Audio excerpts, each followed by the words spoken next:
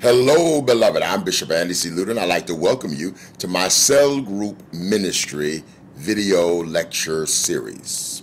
Listen, this ministry is designed to help you, the viewer, grow and mature in your spiritual development by providing you with an opportunity to think critically about relevant and contemporary issues that face all of us as Christians. In terms of our format, this video lecture will last approximately 8 to 10 minutes and will close with me raising several questions for you to consider and to discuss. Now, it is my hope that you and others watching this lecture will spend significant time discussing the questions, thereby growing as a result of the interaction. Again, I thank you for watching, and I especially want to thank your host and moderator for making themselves available and serving in the capacity of group leader. Beloved, with that now said, let's look to get started. Today, I would like to invite you into a discussion regarding the issues of self-esteem and self-worth. Let me begin here. For any of us to be effective or productive, it is critical that we feel good about ourselves.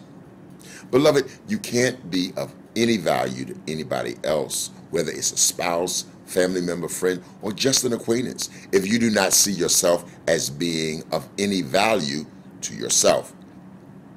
One of the fundamental purposes of Christianity and your walk with the Lord is to give you the tools that are necessary for there to be optimum output on your part. How you feel about yourself has a great deal to do with that, and without healthy self-esteem and value, you limit your productivity and efficacy. The issue of low self-esteem appears to first be available in the Bible, embedded in the story of Adam and Eve. You remember that once God created Adam and Eve, they operated in a state of innocence. As long as they were obedient to God and operated in His will, they were able to enjoy all of His fruits, blessings, and rewards. That blissful relationship remained intact until it was interrupted with the appearance of Satan, who questioned Eve and eventually led her and Adam into a state of disobedience. The approach of Eve by Satan was an attack on God's creation and an attempt to undermine what God had done by turning the pinnacle of His creation back on God. By this, we have to understand that the root of any low self-esteem and value is found in a demonic attack that is not only aimed at you, but the God that created you in the first place. The first step down the road of low self-esteem begins with the questioning of the confidence that first couple, Adam and Eve, had. No, Satan says to Eve, did God really say that you could not eat the fruit of a certain tree?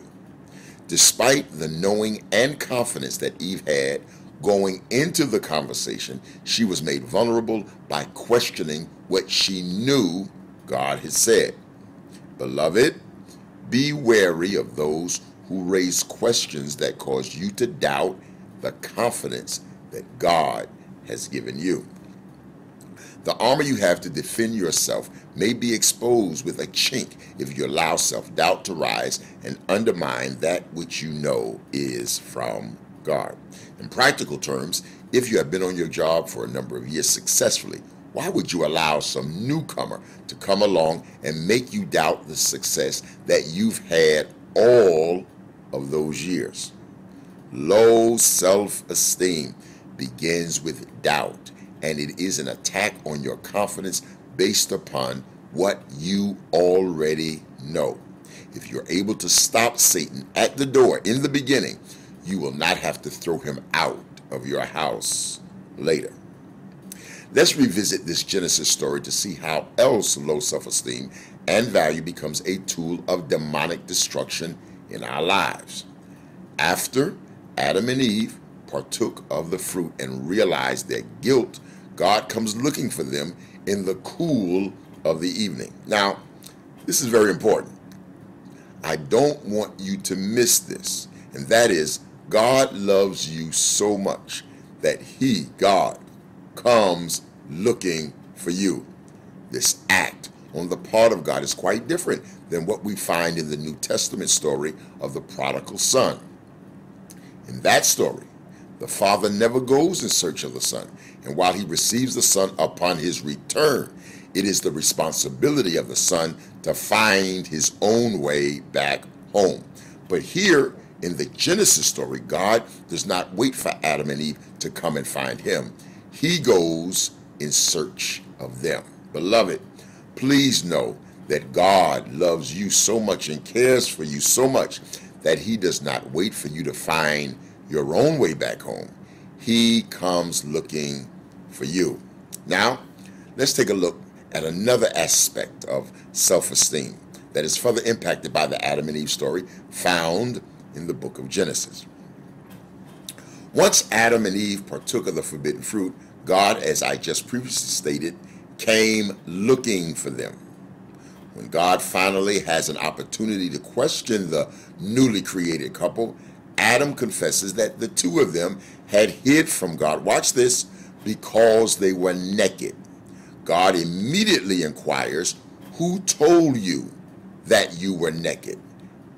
Had they partaken of the forbidden fruit?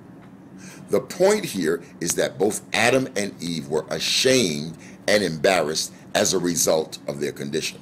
Now, I therefore want to argue in your hearing that the evidence of low self-esteem seems to be embarrassment and shame.